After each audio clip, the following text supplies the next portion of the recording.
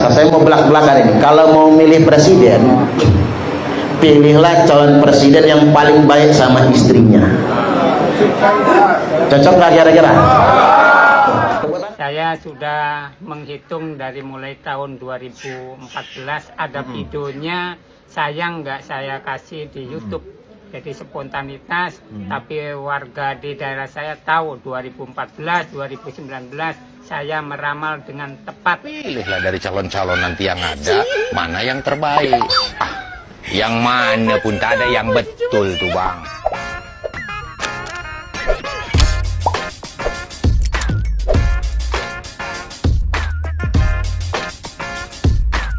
Saya mau belak-belakan ini. Kalau mau milih presiden, pilihlah calon presiden yang paling baik sama istrinya. Cocok nggak kira-kira? Tepuk tangan. Iya dong. Ini barometer yang sangat sederhana sekali. Ngapain kita milih kepala negara kalau keluarganya mak jelas? Iya kan? MJ.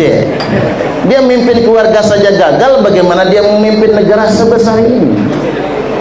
Jadi pemimpin itu tak bisa cuma ambisi, tapi memang kemampuan yang nyata dari hal yang terkecil sekali.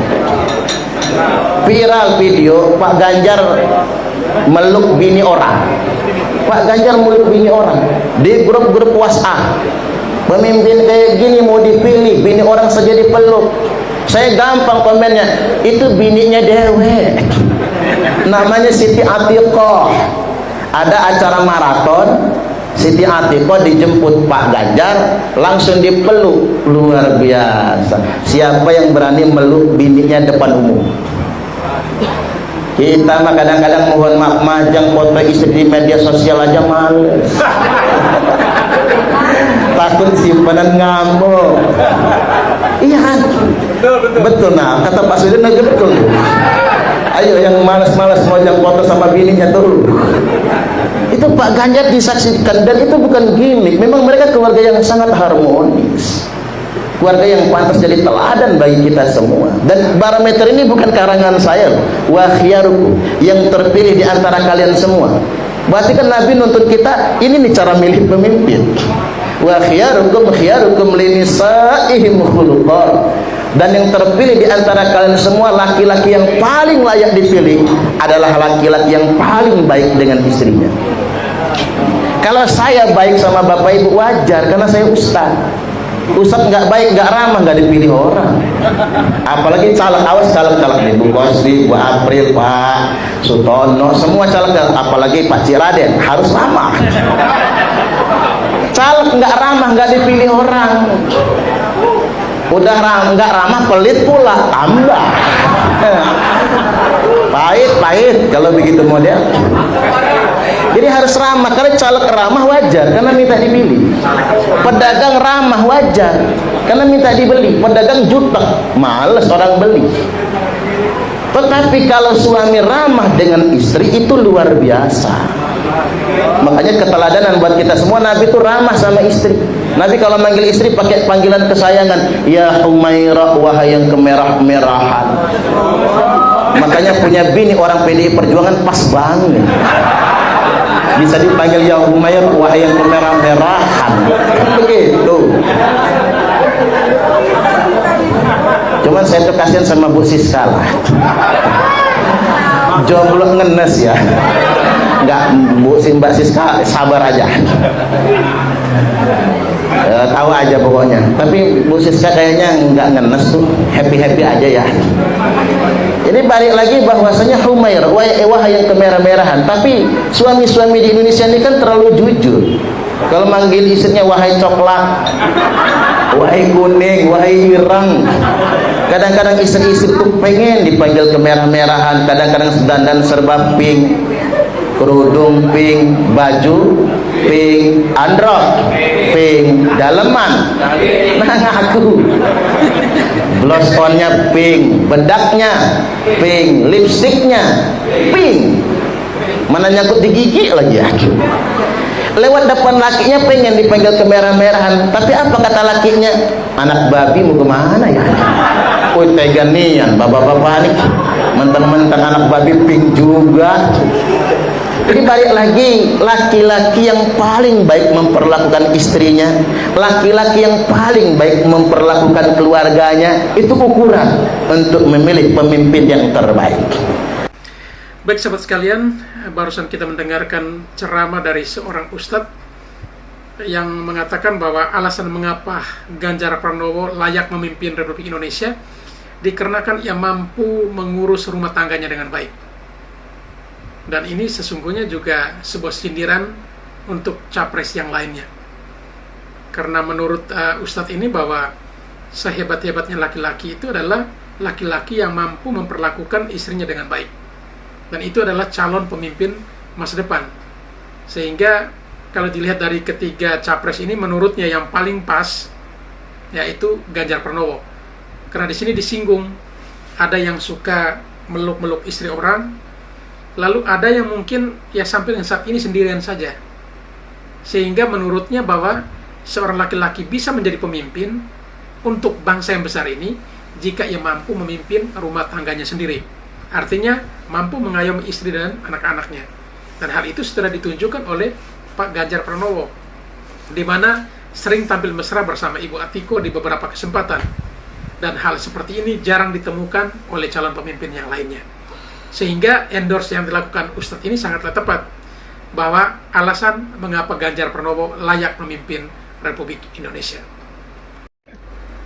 Assalamualaikum warahmatullahi wabarakatuh. Malam hari ini saya ikut manakib dan doa untuk kemenangan Ganjar Mahfud di Cirebon, di Bunten. Dan kebetulan saya bertemu dengan seorang ustadz ulama yang viral sekali terkait dengan menghitung siapa presiden, wakil presiden yang terpilih berdasarkan hitungan nama dan jari, telunjuk, kuncinya telunjuk. Nah, ini ada Ustadz Poniman. Iya, Ustadz Poniman. Waalaikumsalam. Gimana Tan bisa menghitung seperti itu?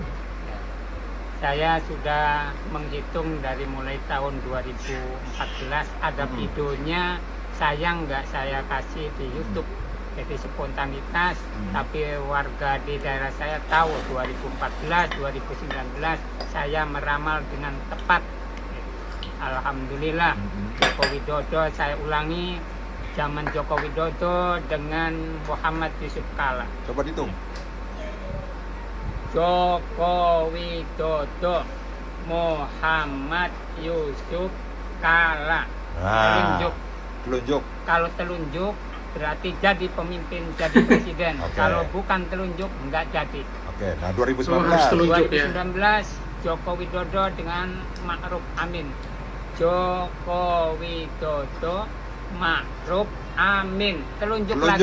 Ya, jadi lagi. Nanti 2024. Bagaimana itu? Kayaknya lompat itu. Ada 3 calon. Yang pertama, Anies Baswedan Rashid, Abdul Muhaimin Iskandar. Telunjuk tidak akan jadi. Jentik tidak akan jadi, bukan pemimpin. Pemimpin adalah telunjuk. Jadi kita rakyat cilik, Ya, rakyat pemimpin. Nah. Yang kedua, Prabowo Subianto, Gibran Raka Bumi Raka, sama jentik juga. Ya, tidak akan jadi. Yang benar saja ini. Dan yang terakhir yaitu Ganjar Pranowo, Mahfud MD. Telunjuk. Ya, Hukum alam. Kobul. Oh, berarti ini Ganjar ya ceritanya. Yaitu Pak Ganjar Pranowo dan Mahfud MD. Kobul. Ya, bersama Ustadz Poniman dari Cirebon, kita membawa Indonesia unggul ke depan bersama Ganjar Pranowo, Mahfud MD. Amin. Ya robbal alamin.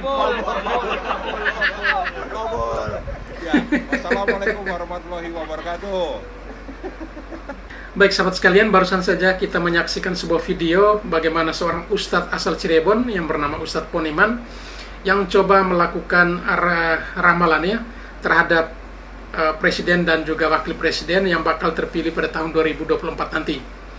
Menurutnya bahwa ia pernah melakukan hal yang sama di 2 pemilu atau 2 pilpres sebelumnya, yakni ketika Jokowi bersama Yusuf Kala, lalu yang berikut Jokowi bersama dengan Maruf Amin. Dari kedua pasangan ini, ia pernah membuat ramalan dan ternyata benar. Benar karena ia menggunakan sistem penghitungan nama, ya, penggalan nama dari pasangan tersebut, dan dia hitungnya melalui jarinya seperti yang kita saksikan tadi. Dan ternyata dari selama 2 kali pilpres tersebut, entah Jokowi dengan berpasangan dengan Yusuf Kala maupun juga Maruf Amin sama-sama diakhiri atau berakhir pada jari telunjuk, sehingga menurutnya itu adalah pertanda atau simbol bahwa paket atau pasangan tersebut bakal memimpin Indonesia. Dan menurutnya ia sudah melakukannya 2 kali, hanya sayangnya tidak pernah dimuat di YouTube. Itu menurutnya. Sehingga pada ketiga pasangan kali ini, justru jari telunjuk, diakhiri di jari telunjuk itu hanya pasangan atau paket Ganjar Pranowo dan juga Mahfud MD. Sehingga menurutnya pasangan inilah yang bakal menjadi presiden dan wakil presiden pada tahun 2024. Untuk ramalan dengan cara seperti ini, mungkin saja ini adalah sebuah kebetulan. Bisa saja sebuah kebetulan karena ya penggalan namanya pas berakhir di jari telunjuk tersebut. Tetapi kalau kita mencoba untuk menghitungnya dengan cara terbalik juga kemungkinan besar tidak berakhir di jari telunjuk. Tetapi menurut Ustadz ini ya sudah berpengalaman di 2 kali pemilu sebelumnya, sehingga kali ini juga dia sangat yakin bahwa paket Ganjar dan juga Mahfud MD lah yang akan memimpin Indonesia untuk 5 tahun ke depan. Ya, mudah-mudahan ramalan ini menjadi sebuah sinyal baik, dan kalau sampai dengan ramalan ini terrealisasi, berarti cara menghitung ini juga cukup dipercaya. Tetapi kalau memang pasangan Ganjar Mahfud gagal, berarti ramalan ini tidak benar atau hanya sebuah kebetulan. Kebetulan saja Jokowi namanya dipenggal Jokowi, berarti 3 penggalan, ya, 3 penggalan dari namanya tersebut, dan kebetulan nama pasangannya juga pas ketika dihitung berakhir di jari telunjuk. Tetapi kalau terjadi lagi kali ini, berarti ini luar biasa dan mungkin akan menjadi tren untuk pemilu-pemilu atau pilpres-pilpres yang akan datang digunakan dengan cara tersebut. Pilihlah dari calon-calon nanti yang ada, mana yang terbaik. Yang mana pun tak ada yang betul tuh bang. Anies Baswedan, jadi gubernur Jakarta sana pun tak ada beres. Apalagi Prabowo, dah 2 kali calon, berulang-ulang pun kalah. Muda dulu masih gagah, perkasa pun kalah, konon pula dah tua. Dari mana kota? Baik sahabat sekalian, barusan sebuah video ya yang berbau komedi yang lucu, tetapi ini memberi pesan kepada kita di mana dialog ini terjadi ketika mereka membahas tentang 3 pasangan yang bakal maju di pilpres nanti. Menurut dialog tadi, ya Anies Baswedan itu urus Jakarta saja tidak becus, bagaimana mau mengurus Indonesia. Sedangkan ketika mereka berbicara tentang Prabowo, ya mereka sangat pesimis karena Prabowo sudah 2 kali gagal. Berarti kesimpulannya, kedua orang ini sedang berbicara dan tujuan mereka atau akhir daripada dialog mereka mau menunjukkan bahwa paket atau pasangan yang paling cocok untuk dipilih adalah Ganjar dan Mahfud. Karena kalau dari dialog tadi, ya 2 paket sebelumnya sudah minus semua. Berarti pilihan yang ketiga itulah yang menurut mereka adalah pilihan yang tepat. Dengan memenangkan PDI Perjuangan dan Ganjar Pranowo, maka komitmen terhadap fakir miskin dan anak-anak terlantar untuk dipelihara negara. Ini umur-umur segini memang lagi lucu-lucunya nih guys. Umur-umur yang seperti ini nih lagi imut-imutnya ini kalau ngomong. Yang miskin akan dipelihara, ya dipelihara supaya miskin terus maksudnya. Dari dulu, dari zaman Megawati masih muda, masih kenceng, ya kayak gini. Janjinya seperti ini dari dulu sampai sekarang, sampai udah mau dipanggil sama yang kuasa masih janji-janji kayak gini. Gedek gue lama-lama dengernya. Sadar, kamu tuh nggak lama lagi. Kalau bisa tinggalin nama bagus, nama harum. Jangan ninggalin janji-janji hoak. Yang ada juga bukan makin maju nih masyarakat, makin mundur. Kalau kamu masih ada di atas sana. Gak malu, Nek.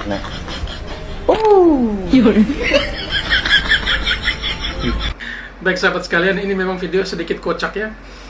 Seorang netizen menanggapi isi pernyataan Megawati pada apel siaga PDI Perjuangan, di mana janji-janjinya bahwa dengan memilih Ganjar, jika Ganjar menang maka para anak yatim piatu dan juga fakir miskin akan diperhatikan dengan baik.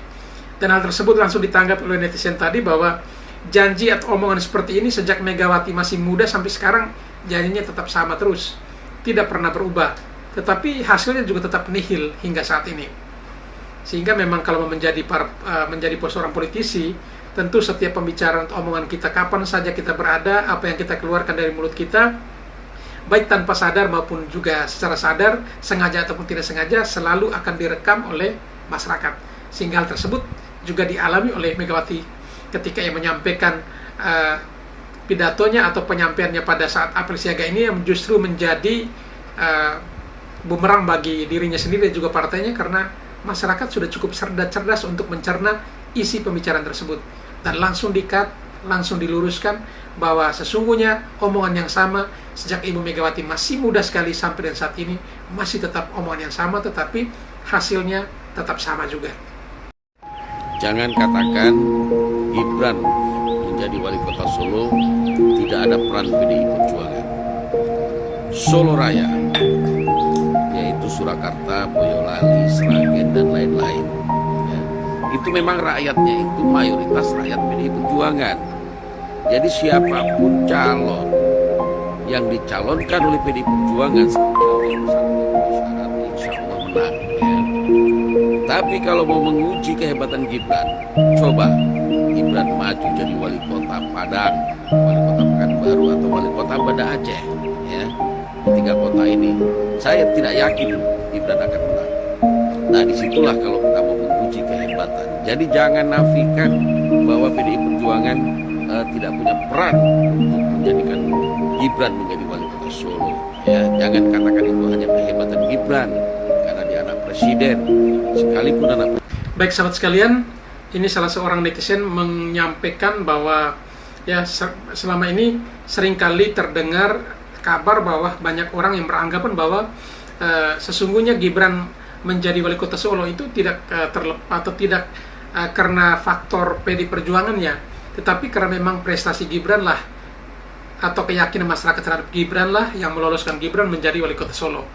Tetapi netizen ini menyampaikan bahwa ya memang tidak bisa dipungkiri Solo, Boyolali, Sragen, dan juga beberapa daerah sekitarnya itu adalah mayoritas penduduknya adalah ya rata-rata adalah pendukung atau orang PDI Perjuangan. Sehingga siapapun dia yang masuk mencalonkan dirinya menjadi wali kota dari PDI Perjuangan tentu pasti akan lolos dan terpilih. Dan hal tersebut terbukti beberapa periode sebelumnya juga banyak pemimpin di Solo itu adalah orang-orang dari yang diusung dari Partai PDI Perjuangan. Sehingga menurutnya jika ada yang menafikan bahwa sesungguhnya Gibran itu sukses menjadi wali kota Solo, itu tidak terlepas atau bukan karena PDI Perjuangan, tetapi karena Gibran itu sendiri. Dan hal ini ditantang, kalau memang Gibran itu luar biasa atau Gibran itu hebat, coba maju menjadi calon wali kota di Padang atau di Banda Aceh dan juga beberapa tempat lainnya. Apakah ia tetap terpilih? Karena pada prinsipnya di Padang dan juga Banda Aceh ya mayoritasnya bukan PDI Perjuangan, tapi partai PKS dan juga partai lainnya. Sehingga ini tantangan, kalau memang menunjukkan Gibran itu hebat, harusnya mencalonkan dirinya di kota-kota yang memang bukan mayoritas PDI Perjuangan. Berangkat dari sini, maka sudah jelas Gibran bisa menjadi wali kota Solo tidak terlepas dari peran PDI Perjuangan. Karena sesungguhnya PDI Perjuanganlah yang membawa Gibran menjadi seorang wali kota Solo. Karena di Solo, siapapun dia, entah asalnya dari mana, tetapi kalau diusung dari PDI Perjuangan pasti lolos. Karena seperti yang diketahui bahwa Solo Raya itu adalah basis masanya PDI Perjuangan. Sehingga mulai saat ini ya harus tidak boleh dipisahkan. Kesuksesan Gibran menjadi wali kota Solo tidak terlepas daripada peran PDI Perjuangan.